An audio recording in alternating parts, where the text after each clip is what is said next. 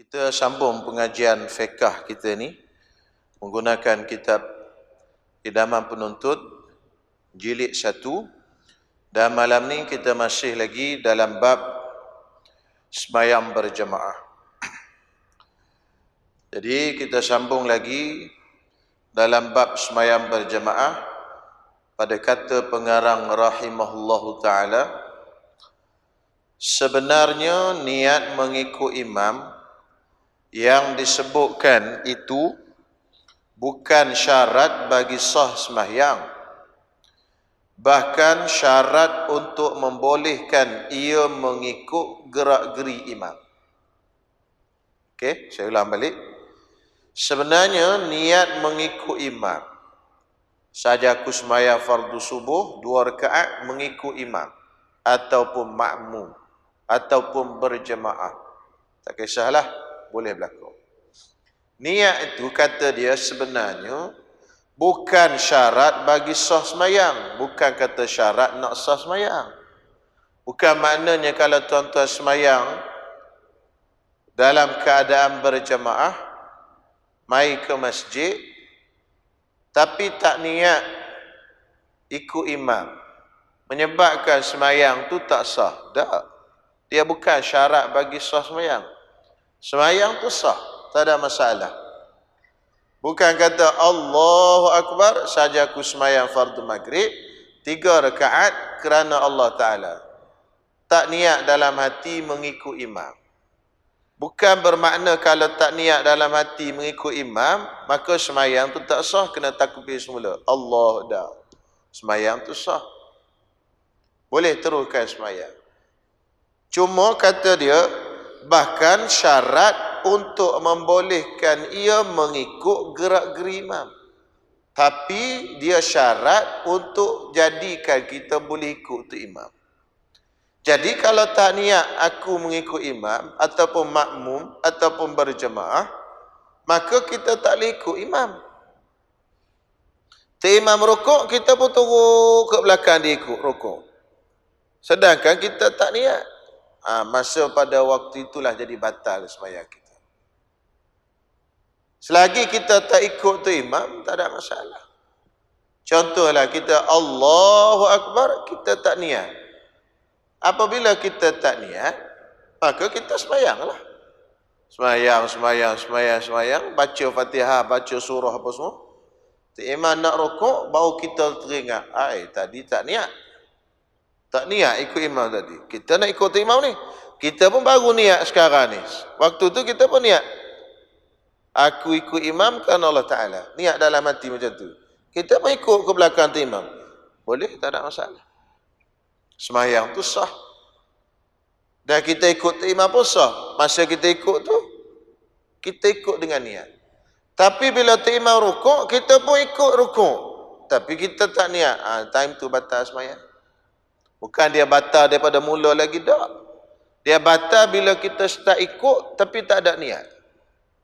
Gitu tuan-tuan. Tu kena faham.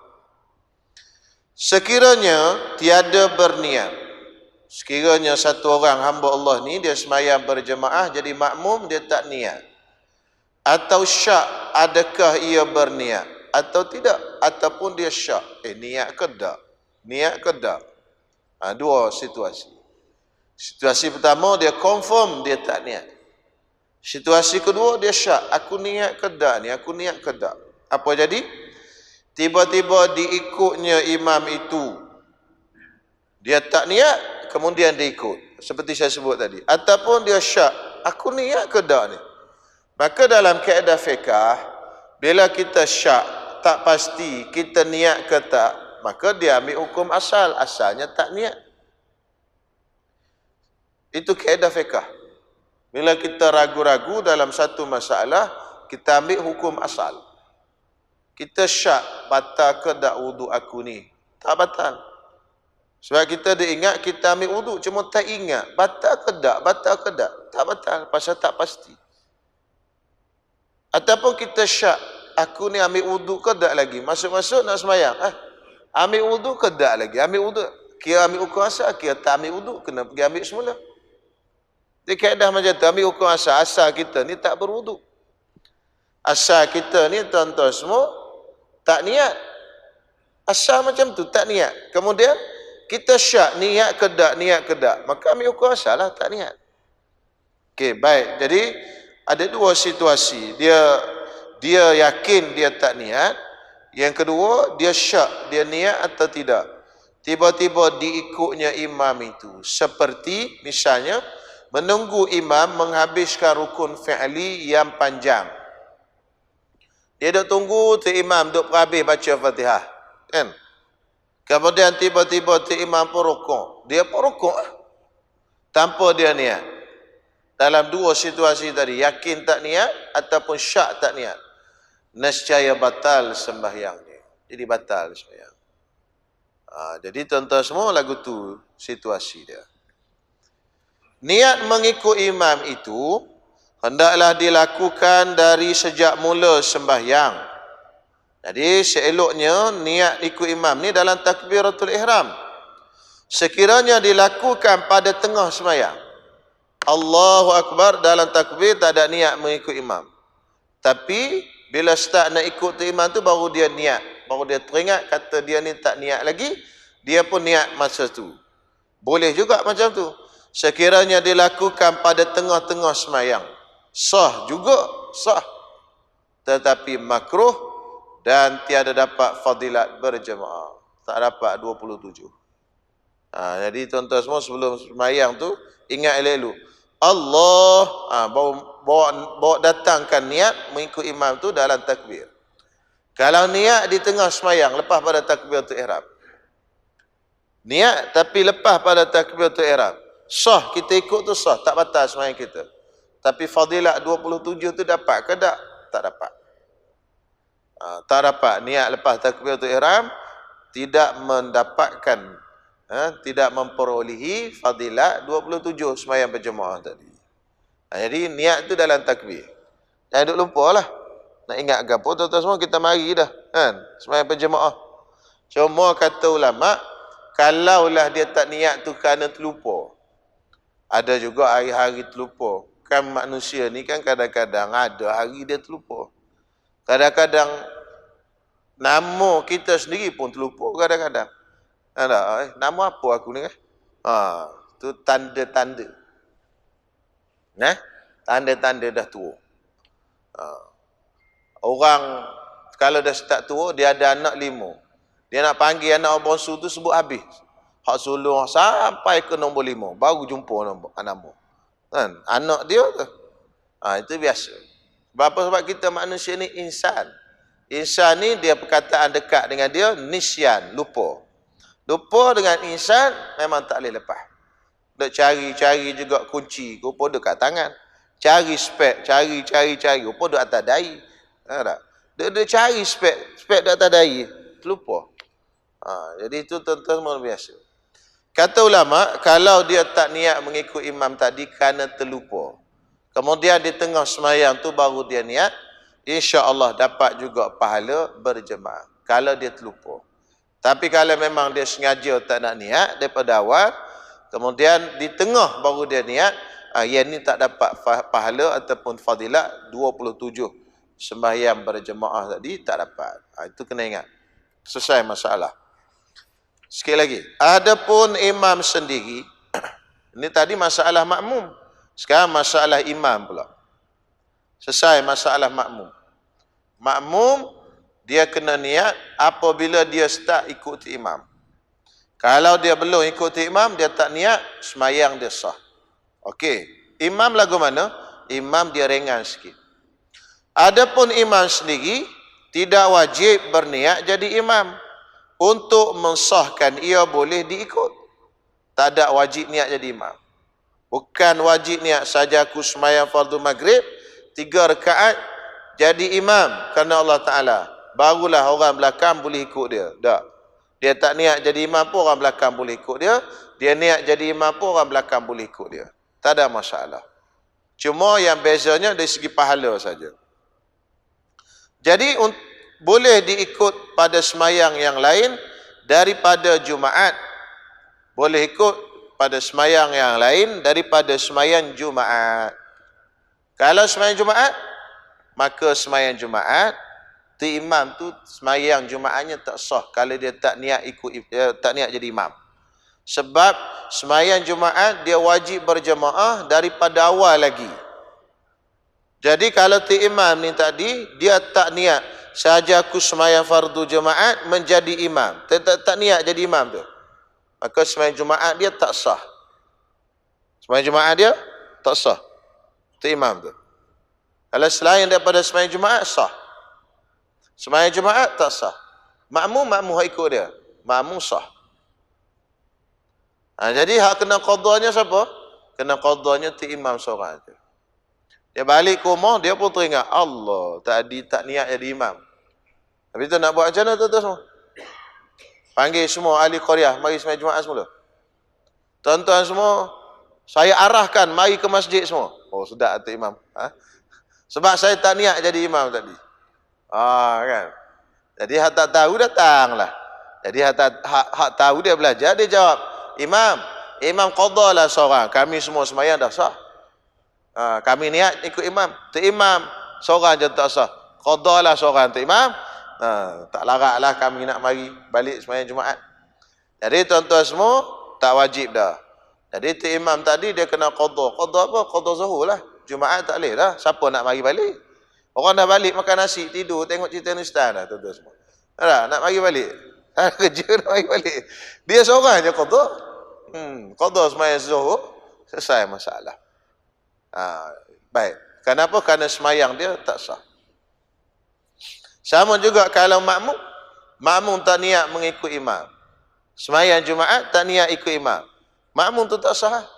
Dia balik ke rumah, dia kena qada zuhur.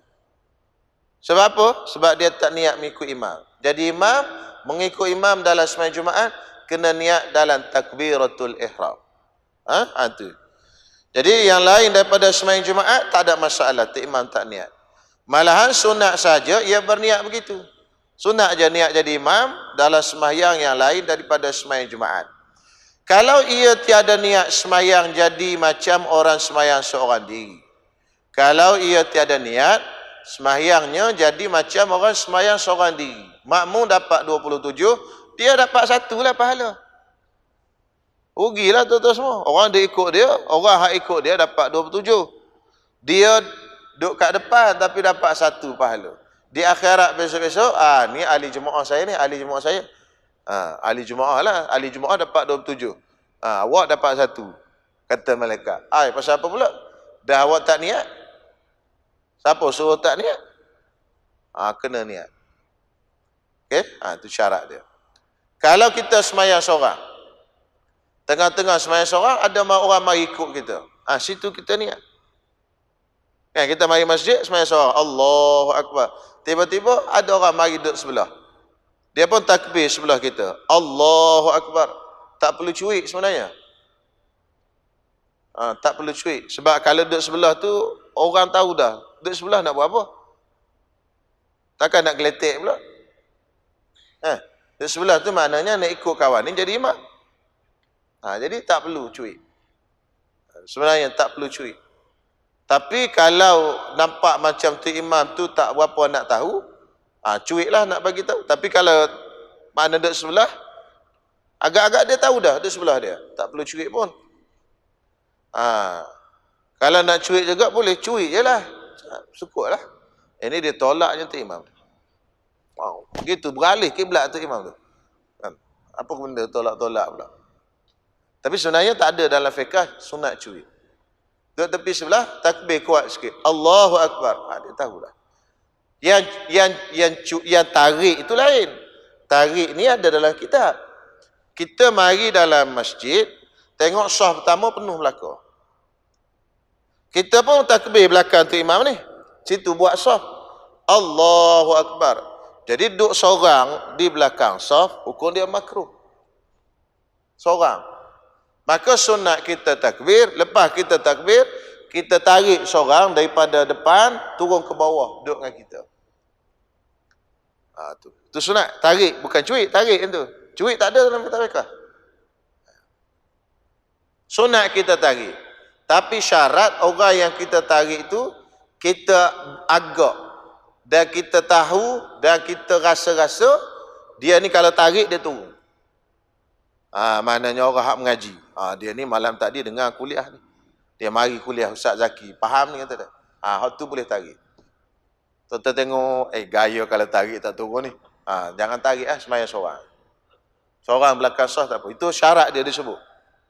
Mesti orang yang kita nak tarik tu zon kita sangka dia ni kalau kita tarik dia akan turun. Tengok turun ni Tok Bila Tok Bila mesti tahu kan. Pegang Allahu Akbar tarik turun insya-Allah. Gitu. Kena tengok juga keadaan. Kemudian kalau kita sangka dia akan turun, jenis tengok gaya ni turun ni. Kita buat Allahu Akbar, tarik dia tak turun. Nak buat macam mana tuan-tuan semua? Tak tarik dia tak turun. Lempang dia. Nak buat macam mana tuan-tuan? Duduk diam lah situ sudah. Tak makruh dah kita. Tidak makruh. Jangan gaduh pula situ. Tarik, dia tarik. Kita tarik lagi, dia pun tarik. Tarik juga lagi. Dia lah pusing belakang. Kau gila ke apa kata dia? Jadi habis panjang cerita. Tuan-tuan kalau tarik dia tak turun, tak. Sunat. Sunat tu pun asal kita nak tarik tu pun kena tengok orang dulu. Kalau tengok rasa dia tak turun, tak sunat. Kalau rasa dia macam nak turun, tapi bila ditarik tak turun dia, tak sunat. Habis setakat tu saja. Dan tarik itu lepas takbir. Allahu Akbar baru boleh tarik dulu. Sebelum takbir tak boleh, haram. Sebab kita belum buat saf lagi. Kita belum semayang lagi. Tarik lepas pada semayang. Allahu Akbar baru tarik. Itu. Tapi jarang orang Melayu kita buat. Jarang sangat. Sebab banyak orang tak tahu. Allahu Akbar cuit memang tak turun dia. Tama-tama dia duduk saf pertama. Nak tarik aku pula. Aku duduk saf pertama. Takkan nak turun. Sebenarnya kalau kita turun, kita dapat dua pahala. Pahala saf pertama kita masih dapat walaupun duduk nombor 2. Dan yang kedua, pahala tolong orang. Dia dapat dua pahala di situ. Jadi, bolehlah try praktik sekali. Try. Tapi jarang buat lah. Saya jarang jumpa lagi lah di Malaysia ni. Kalau di negara-negara Arab banyak. Malaysia kita ni sah kosong pun duduk gitu ya. Diam gitu ya. Kalau negara Arab sah kosong depan ni orang belakang tu mari duduk mari depan. Kadang-kadang sebelah kosong diam gitu. Tak bergerak-gerak dia. Sebab kita tak biasa. Baik, itu selesai. Cerita dia macam tu saja. Jadi kalau ia tidak niat semayang, jadi semayang seorang diri dengan tiada mendapat fadilat berjemaah. Tak dapat fadilat jemaah lah. Itu saja. Semayang dia tetap sah, cuma dia tak dapat 27. Sekiranya ia berniat pada pertengahan semayang, nescaya fadilat itu dapat dari sejak ia berniat, tidak yang dahulunya dengan tiada makruh. Kalau dia niat tengah-tengah semayang, dia niat, tuan-tuan semua, maka fadilat dia dapat berjemaah tu daripada start dia niat. Hak sebelum tu tak dapat. Sebab itu tuan-tuan semua, kita kalau boleh, kalau datang sekali nak singgah semayang masjid, datang 3-4 orang, tunggulah. Dan kita masuk siap ambil wuduk, kita masuk, kita semayang dulu. Allahu Akbar. Kan? Kita kata nanti dia ikut belakang, kita habis 2 rakaat baru dia ikut. Maka 2 rakaat berlalu tu, kita tak dapat pahala berjemaah. Sebab kita semayang seorang. Tu. Kita kata tak apa, dah tu dia ikut lepas ni. Dah, sabarlah sekejap. Dah, nak pergi ke mananya? Laju-laju pun. Sama-sama naik kereta kan? Kereta sama-sama. Ataupun bas sama-sama. Kita siap dulu pun tak boleh jalan juga. Dia tak siap lagi. Tenang dulu sekejap. Tunggu siap semua. Semayang sekali jalan. Ini yang paling afdal. Saya tengok gitu banyak orang kita. Member duduk tengah ambil wuduk lagi, kata, kita jalan dulu lah, kata dia. Ataupun dia seorang jalan dulu. Allahu Akbar. Bermakna semayang hak dia lalu dah tanpa berjemaah, dia tak dapat fadilat berjemaah 27. Dia tak dapat penuh lah. Dia dapat start daripada ada orang start ikut dia dan dia niat. Kalau tak ada orang ikut, boleh niat ke? Tak boleh. Saja-saja tak boleh. Melainkan kalau dia kasyaf. Tahu kasyaf? Kasyaf ni mata dia telus. dia nampak jin kat belakang. Dia mari semayang, dia nampak jin belakang. Jin nak ikut dia. Jin ni mukallaf juga. Jadi jin nak ikut dia. Ustaz, saya nak ikut Ustaz. Tu boleh. Jin cakap kat dia. Dia boleh. Allahu Akbar. Niat jadi imam, makmum dia jin. Boleh kan? Ini wali-wali lah tuan-tuan semua. Kita wali band ni payah. Dia wali yang betul-betul tu memang Allah Ta'ala buka hijab dia. Nabi kan berdakwah kat jin, boleh nampak. Kalau Allah Ta'ala buka, boleh. Tu kan di Mekah tu kan ada masjid jin tu. Masjid jin tu, tuan-tuan semua, asal nama masjid jin tu sebab Nabi berdakwah kat jin di situ. Nabi ajar Islam apa semua, kat jin di situ. Tu lekat masjid jin tu. Belakang belah kalau kita pergi nak pergi kubur Ma'la tu, ada masjid jin. Belah belakang ni belah Safa Marwah. Biasa kawasan tu orang Pakistan banyak duduk. Baik, selesai di situ. Adapun makmum jika berbuat demikian makruh. Jika berbuat demikian maknanya berbuat dia niat tengah semayang, hukum dia makruh sebagaimana yang telah dinyatakan tadi. Tetapi tentang semayang Jumaat, wajib atas imam berniat menjadi imam dari sejak takbiratul ihram lagi. Jika ditinggalkan, nescaya tak sah semayang Jumaatnya, sama ada ia termasuk dalam bilangan 40 orang atau lebih daripada 40 orang. Jadi tak sah semayang Jumaat. Cuma beza macam ni. Ini kita ambil pendapat yang muktamad mazhab Syafi'i, semayang Jumaat mesti 40 orang. Kalau Jumaat tu cukup-cukup 40 orang, imam tadi tak niat jadi imam. Jadi batallah semayang imam. Bila batal semayang imam, Jumaat tadi ada berapa orang tu semua? 39. Maka Jumaat dengan 39 orang tidak sah dalam mazhab Syafi'i mengikut pendapat yang mu'tamad. Mu'tamad ni hak kuat lah. Dia ada lagi pendapat hal lain. Masa PKP tu kita pakai pendapat lain. 12 ada, 4 ada, tuan-tuan semua. Ada macam-macam. Orang panggil mazhab PKP. Tu dia. Jadi tuan-tuan semua, memang adalah mazhab-mazhabnya. Cuma cerita ni mazhab mu'tamad. Bila 39, maka semua hak lain jemaah pun batal berlaku. Kalau Jumaat tu cukup-cukup 40. Kerana Jumaat tidak sah 39 orang. Itu kena faham. Jadi kalau semayang Jumaat cukup-cukup 40, imam batal 39. Kena mari semayang Jumaat semua. Bahkan kalau bukan imam pun, makmum seorang batal. Tengah-tengah semayang Jumaat, dia batal tuan-tuan semua. Maka tuan-tuan semua kena mari semayang Jumaat semula. Contoh misal, ulama buat misal. Satu tempat semayang 40 orang cukup-cukup. Semayang habis. Assalamualaikum warahmatullahi. Assalamualaikum warahmatullahi. Balik belakang 39 orang.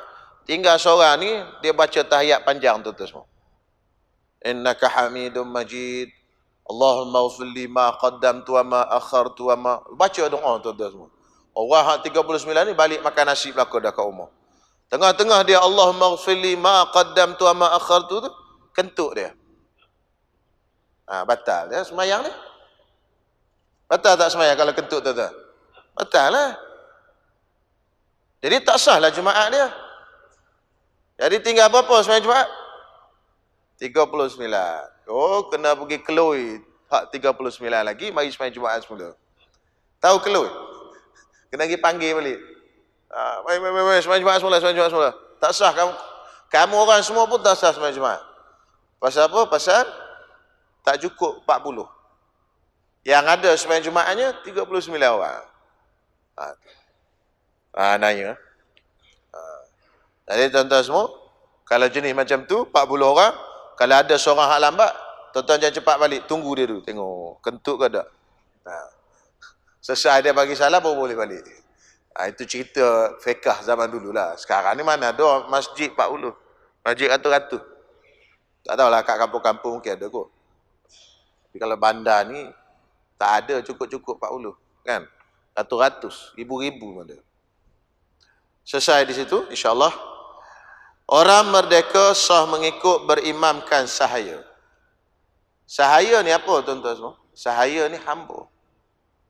Hari ni ada orang ustaz di TikTok. Macam-macam ustaz sekarang. Dia tulis, dia kata tak boleh sebut saya. Saya ni bangga.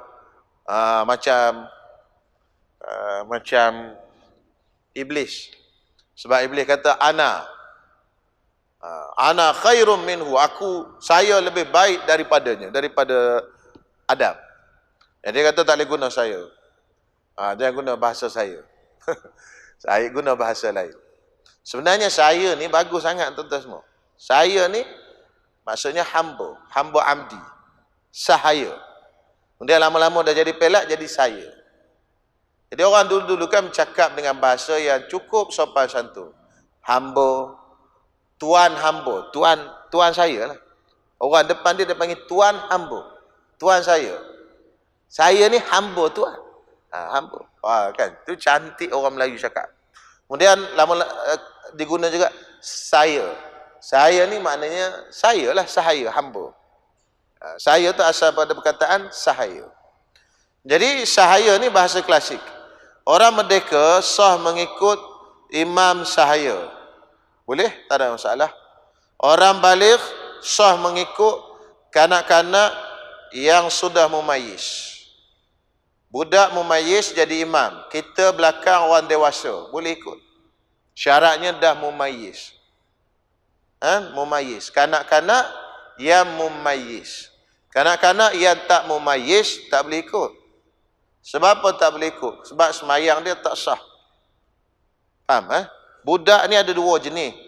Budak yang mumayyiz, budak yang tak mumayyiz. Hak kata putus sah tu, budak hak mana? Budak yang tak mumayyiz. Bila dia masuk duk celah, jarak dia duduk di situ, boleh masuk seorang manusia. Putus sah. Sebab apa? Sebab budak ni dia tak semayang. Semayang pun tak sah. Sebab dia belum mumayyiz. Yang sah-sah tu apa benda? Yang mumayyiz. Jadi 7 tahun, 8 tahun, tengok. 8 tahun dah mumayyiz. Dah reti dah, ni kotor, ni tak kotor. Ni najis, ni tak najis. Budak umur 8 tahun, dah jadi 2. Kita bawa mari di masjid, dia semayang, duduk sebelah kita. Duduk sebelah kita. Dia pun semayang. Bukan duduk main latu-latu, taklah semayang. Kalau duduk sebelah kita, duduk main tata-tata main latu-latu, tak boleh. Tu kena sudut belakang. Dia memang semayang. Tak ada masalah, tak putus sah. Tak putus sah tuan-tuan semua. Sebab dia semayang. Kita bawa anak kita umur 3 tahun. 4 tahun.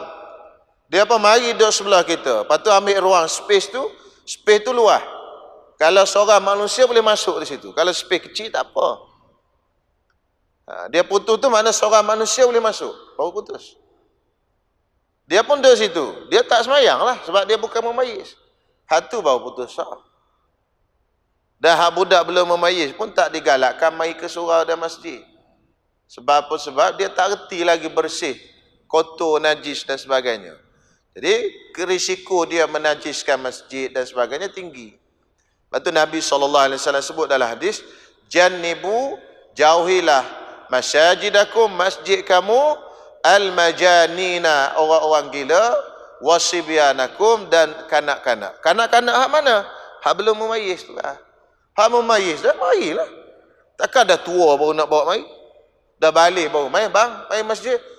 Dia dah balik dah. Dia banyak mainan dah. Dia main game, main tu, tak mari dah dia. Jadi sebenarnya isu budak ini,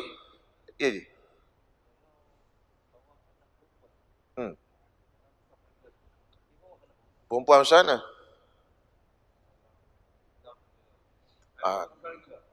Kalau bawa, Tuan Haji Arif tanya, kalau bawa anak perempuan masuk dalam saf. Kalau budak tu tadi, yang belum sampai had diingini, tak ada masalah. Sebab tak batal semayang. Tak batal semayang. Tapi kalau bawa tu dah sampai had yang diingini. Sekurang-kurang had yang diingini ialah umur 9 tahun biasanya. Sebab Aisyah berkahwin dengan Rasulullah dan bersama dengan Rasulullah dalam riwayatnya umur 9 tahun. Bermakna itulah had perempuan mula diingini oleh seorang lelaki.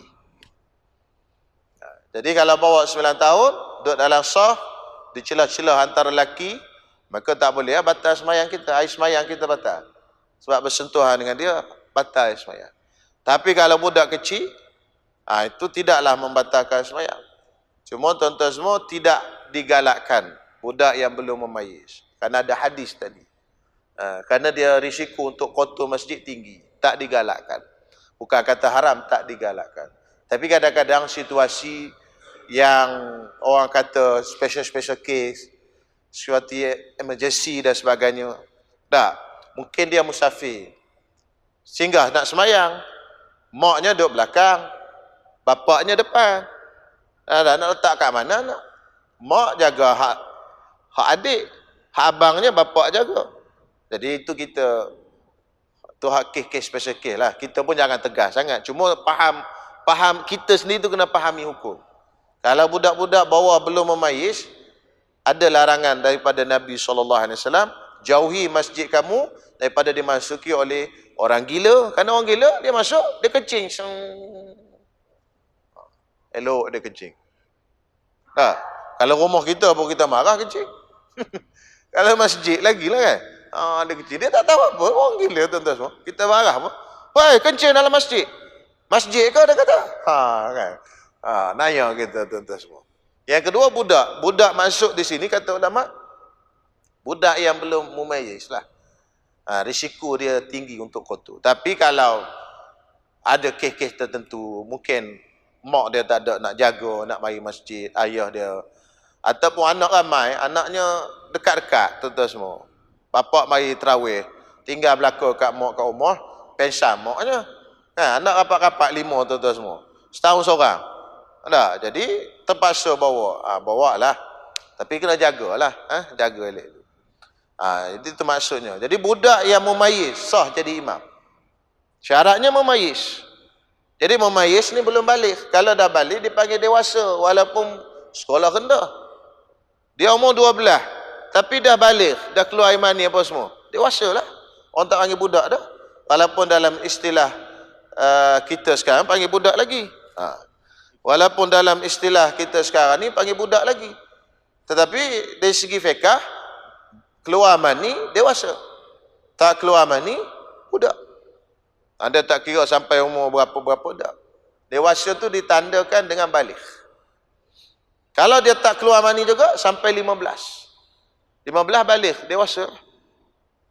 15 habis. Tanya awak keluar mani tak? Tak. Tak keluar mani. Jadi tak baliklah saya ustaz. Saya tak keluar mani lagi. Okey tu. Umur berapa dah? Umur 40 dah. 40 tuan-tuan semua dah 14 kali balik dah. InsyaAllah tuan-tuan semua azan. Saya sambung sikit lagi lepas azan 5 minit Nak perhabis rangkap ni. Saya nak perhabis 2 baris tuan-tuan semua. Sikit Orang laki-laki tidak sah mengikut perempuan. Tak boleh. Orang laki-laki tak boleh mengikut perempuan. Jadi ini ittifaq, sepakat mazhab 4. Tak ada ulama pun yang kata sah. Melainkan golongan liberal. Pernah terjadi sekejap dulu, kalau tuan-tuan masih ingat, satu orang bekas profesor di Universiti Islam Antarabangsa lah, dia dulu pernah mengajar, tapi dia dah balik ke negara dia lah, ketika dia berlaku tu. Nama dia Aminah Wadud. Dia jadi imam untuk orang lelaki sembahyang. Jadi belakangnya jemaah lelaki. Ini tidak ada mazhab yang kata boleh. 4 mazhab fiqh sepakat. Orang perempuan tak boleh jadi imam untuk orang lelaki. Tak tahulah macam mana dia jumpa kat mana pandangan tu. Pelik-pelik Kemudian orang yang boleh membaca Fatihah dengan betul. Tidak sah mengikut orang yang membaca Fatihah tak betul. Seperti salah sebut satu huruf atau satu tasydid. Imam baca Fatihah tak betul. Tak betul ni maksudnya huruf dia sebut tu tak betul. Ataupun tasydid tak cukup. 14 tasydid Fatihah tu tak cukup. Misalnya, iyyaka na'budu ada tasydid, dia tak baca. Dia baca iyyaka. Maka sembahyang orang ni dia tidak sah. Melainkan kalau dia dah belajar, tapi dia tak boleh baiki. Tok guru dia kata, tak boleh ni. Memang tak ada harapan dah. Tak ada harapan. Sembayanglah. Maka sembayang dia sah. Sebab apa? Sebab dia tak boleh nak baiki dah bacaan dia tadi. Tapi syarat dia kena belajar dulu. Kalau dia tak belajar langsung, mari sembayang dengan bacaan salah, sembayang tak sah. Apatah lagi nak jadi imam, lagi tak boleh. Sembayang diri dia pun tak sah. Lepas tu tuan-tuan Fatihah ni kena pergi belajar, baca betul-betul. Cari ustaz, ustaz saya dengar bacaan saya ni, sah tak sembayang saya? Untuk sah sembayang. Tak belagu, tak apa tu, itu kemudian. Bagi keluar huruf terbetul. Ar-Rahmanir-Rahim. Ra, bagi keluar huruf Ra. Jangan Ra jadi Ghin. Ar-Rahmanir-Rahim. Tak boleh. Melainkan dia tak boleh sebut, itu lain. Belajar dulu, cuba Ra boleh, boleh kena Ar-Rahman. Ni Ar-Rahman, tak sah sembahyang. Baik, selesai. Kemudian dia dah pergi belajar, tok guru kata tak boleh ni, lidah kerah ni. Kena kesik dalam lidah ni. Tahu kesik? Orang Kelantan kata kesik, kesik lidah. Kena guna buluh. Kesik lidah. Itu tak wajib lah. Jadi, sembahyang dia sah. Tahap tu sah sembahyang. Tetapi, dia tidak boleh jadi imam. Ingat, tak boleh jadi imam untuk orang yang baca Fatihah betul belakang. Kalau ada makmum dengar imam baca macam tu, maka sembahyang dia tidak sah. Dia kena niat mufaraqah. Tu. Tak boleh ikut. Dan pemerintah haram melantik imam yang macam tu. Kenapa? Kerana dia telah menjadikan makmum di belakang ni tak sah sembahyang. Pemerintah. Biasanya yang lantik imam ni pemerintah. Sejak dulu lagi. Dulu, zaman dulu lagi. Bukan sekarang. Sekarang memanglah jais siapa semua lantik imam kan. Tapi dia bukan sekarang, sejak zaman dulu lagi. Yang melantik imam, zaman Imam Mawardi apa semua lagi, lantik imam masjid apa semua, hak pemerintah. Jadi pemerintah dia tak boleh letak imam-imam yang macam ni, jadi orang main tak sah sembahyang. Kerana imam ni dia kena buat urusan, dia kena jaga masalah rakyat dia. Antara masalah paling penting sekali sembahyang. Bukan kata makan, minum apa semua, nombor 2, nombor 3, sembahyang nombor 1. Dia kena bagi rakyat dia sah sembahyang. Jadi tak boleh. Jadi imam syarat dia baca Fatihah betul. Lagu tak lagu nombor 2. Lagu nombor 2 tuan-tuan semua. Lagu sedap tapi tak baca tak betul, tak boleh juga. Ar-Rahmanir-Rahim. Habis tu bayati, jiharkah, jerkah semua keluar. Tapi rahmah tak sah. Tapi kalau baca tak berlagu macam Imam Masjid Nabawi tu, Ali Al-Huzaifi. Huzaifi, pernah dengar tuan-tuan? Huzaifi baca? Kan? Tu imam hak tua sekali Masjid Nabawi. Dia baca tak ada lagu apa? Bismillahirrahmanirrahim. Gitu je. Tapi tajwid dia betul. Cantik. Sah sembahyang ni. Lain lagu tak semestinya betul tajwid. Orang yang betul tajwid tak semestinya berlagu. Sebab lagu itu anugerah Allah. Suara sedap ni anugerah Allah. Tapi nak betul tajwid insya-Allah. Belajar betul, tapi tak semestinya. Boleh berlagu. Bukan semua orang boleh berlagu. Kadang saya tak reti berlagu, teranum. Belajar juga. Ustaz saya kata, payah ni suara macam anak kucing gitu. Saya pun berhenti belajar. Meninggal dah Allah yarham ustaz saya dulu. Dia lagu lah, dia pandai taranum. Pergi, dia tak boleh. Bukan semua orang boleh taranum tuan-tuan semua. Sebut boleh lah lagu. Tapi nak buat turun tinggi naik. Wallahu a'lam. Setakat itu dulu insya-Allah. Sambungannya kita sambung apa? Lepas raya nantilah, insya-Allah.